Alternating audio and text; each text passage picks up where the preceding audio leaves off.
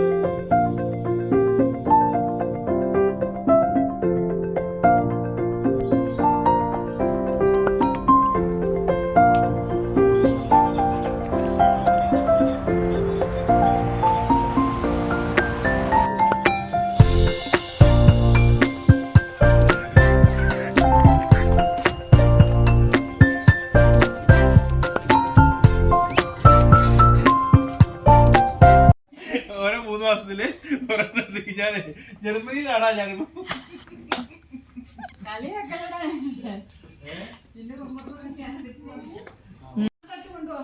ഇല്ലടാ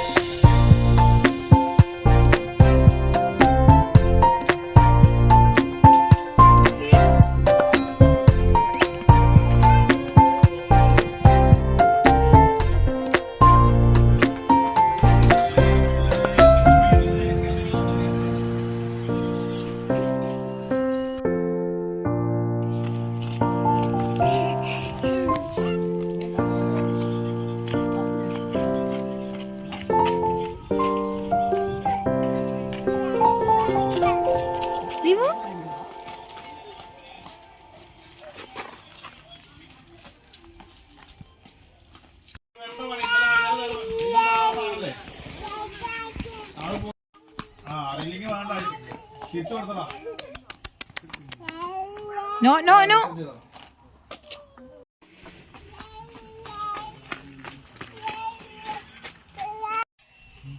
സ്ലീപ്പിംഗ്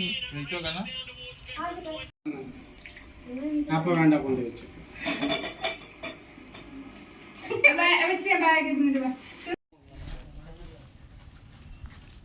ഇങ്ങോട്ട് നോക്കിയേ.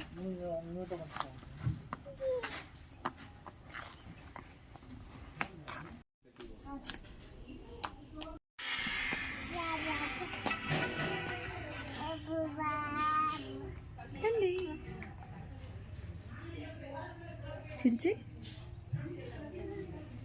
ചിരിക്ക ഒരു